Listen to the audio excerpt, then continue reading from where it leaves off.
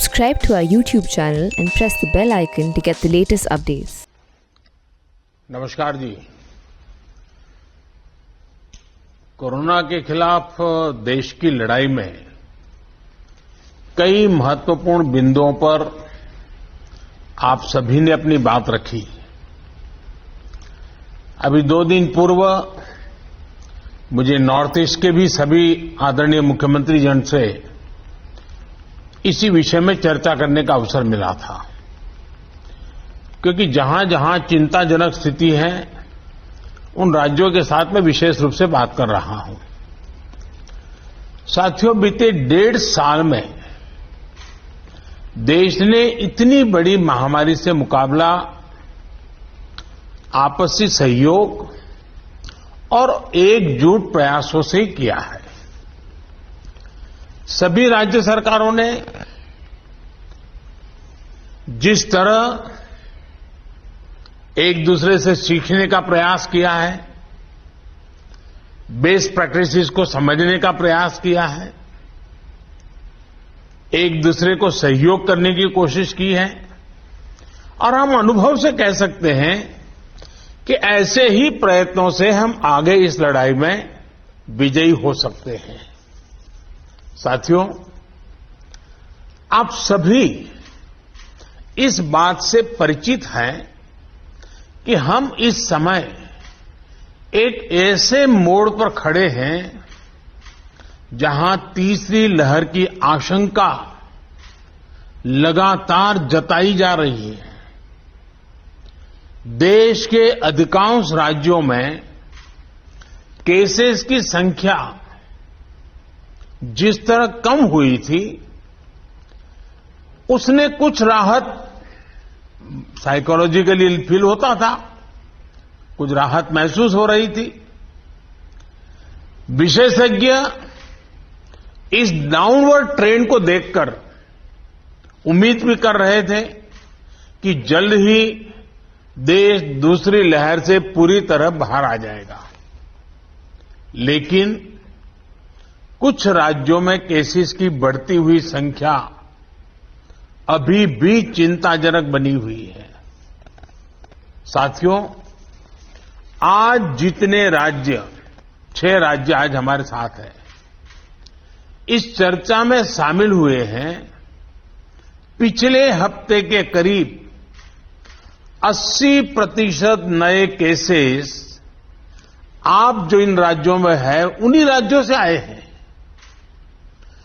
84% दुखद मौतें भी इन्हीं राज्यों में हुई है।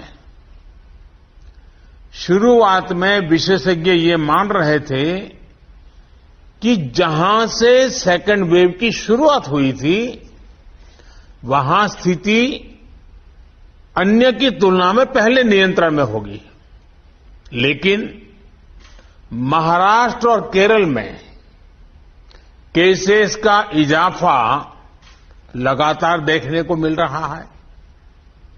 ये वाकई हम सबके लिए, देश के लिए एक गंभीर चिंता का विषय है। आप सब इससे परिचित हैं कि ऐसे ही ट्रेंड हमें सेकेंड वेव के पहले जनवरी फरवरी में भी देखने को मिले थे। इसलिए आशंका स्वाभाविक रूप से बढ़ जाती है कि अगर स्थिति नियंत्रण में नहीं आई तो मुश्किल हो सकती है। बहुत जरूरी है कि जिन राज्यों में केसेस बढ़ रहे हैं, उन्हें प्रोएक्टिव मेजर्स लेते हुए तीसरी लहर की किसी भी आशंका को रोकना होगा। साथियों, एक्सपर्ट्स बताते हैं कि लंबे समय तक लगातार केसेस बढ़ने से कोरोना के वायरस में म्यूटेशन की आशंका बढ़ जाती है, नए नए वेरिएंट्स का खतरा बढ़ जाता है। इसलिए तीसरी लहर को रोकने के लिए कोरोना के खिलाफ प्रभावी कदम उठाया जाना नितांत आवश्यक है। इस दिशा में स्ट्रैटेजी वही है जो आप अपने राज्यों में अपना चुके हैं, पूरे देश ने उसको लागू किया हुआ है और उसका एक अनुभव भी हमें है, जो आपके लिए भी टेस्टेड एंड प्रूवन मेथड है। टेस्ट, ट्रैक और ट्रीट और अब टीका।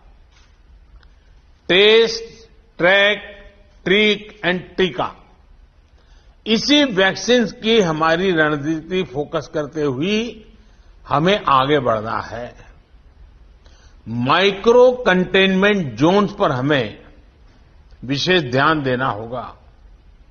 जिन जिलों में पॉजिटिविटी रेट ज्यादा है, जहां से नंबर ऑफ केसेस ज्यादा आ रहे हैं, वहां उतना ही ज्यादा फोकस भी होना चाहिए।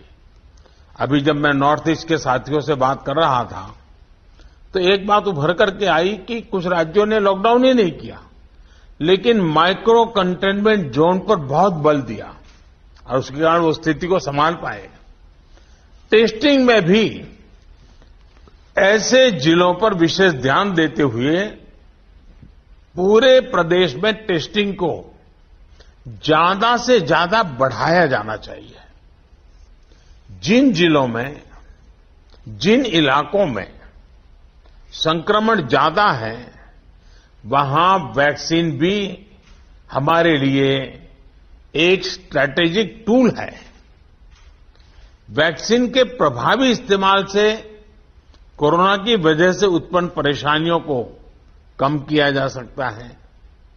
कई राज्य इस समय हमें जो विंडो मिली है उसका इस्तेमाल अपनी आरटी-पीसीआर टेस्टिंग कैपेसिटी बढ़ाने में भी कर रहे हैं। ये भी एक सराहनीय और जरूरी कदम है। ज्यादा से ज्यादा आरटी-पीसीआर टेस्टिंग वायरस को रोकने में काफी प्रभावी हो सकते हैं। साथियों, देश के सभी राज्यों को नए आईसीयू बेड्स बनाने, टेस्टिंग क्षमता बढ़ाने और दूसरी सभी जरूरतों के लिए फंड उपलब्ध करवाया जा रहा है। केंद्र सरकार ने हाल ही में 23,000 करोड़ 23,000 करोड़ रुपए से ज्यादा का इमरजेंसी कोविड रेस्पॉन्स पैकेज भी जारी किया है। मैं चाहूंगा कि इस बजट का उपयोग हेल्थ इंफ्रास्ट्रक्चर को और मजबूत करने के लिए हो। जो भी इंफ्रास्ट्रक्चरल गैप्स राज्यों में हैं, उन्हें तेजी से भरा जाए। खासतौर पर ग्रामीण इलाकों, रूरल एरियाज, उस पर हमें ज्यादा मेहनत करने की जरूरत है।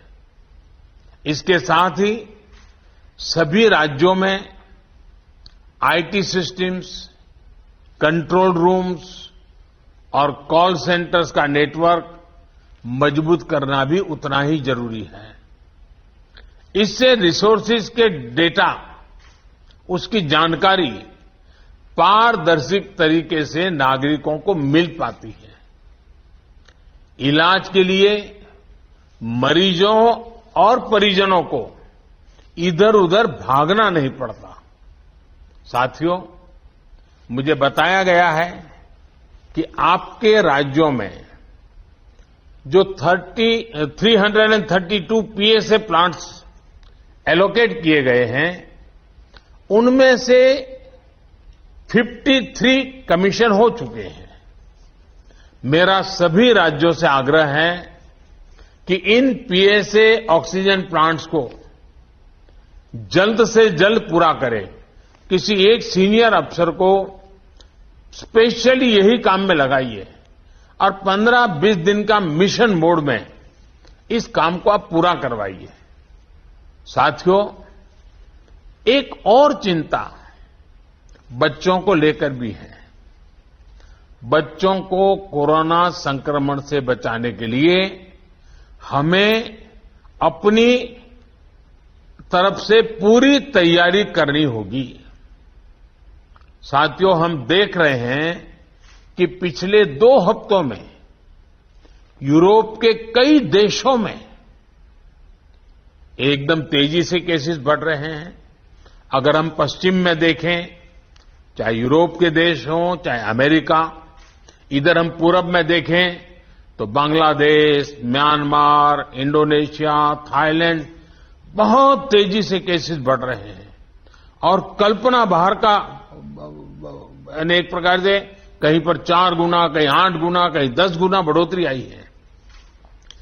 ये पूरी दुनिया के लिए और हमारे लिए भी एक चेतावनी भी है, एक बहुत बड़ा अलर्ट है। हमें लोगों को बार बार ये याद दिलाना है कि कोरोना हमारे बीच से गया नहीं है।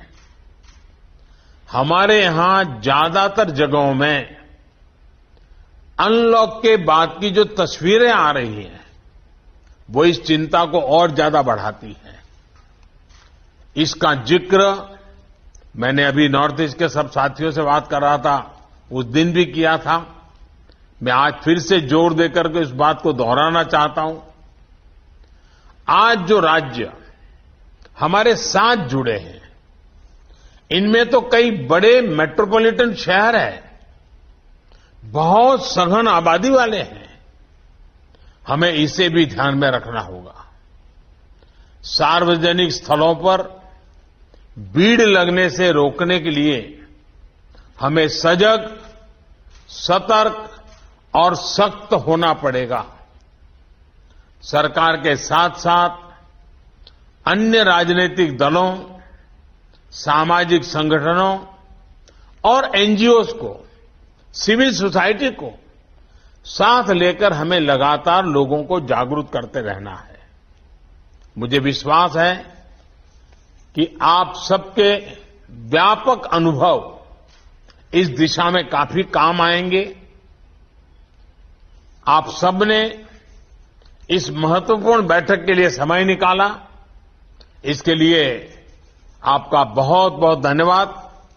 और जैसा आप सभी आदरणीय मुख्यमंत्री जी ने उल्लेख किया, मैं हर पल अवेलेबल हूं, हमारा संपर्क बना रहता है। आगे भी मैं हमेशा अवेलेबल रहूंगा ताकि हम सब मिलकर के इस संकट से मानव जात को बचाने के इस अभियान में अपने अपने राज्यों को भी हम बचा सकें। मेरी आप सबको बहुत शुभकामनाएं हैं। बहुत बहुत धन्यवाद।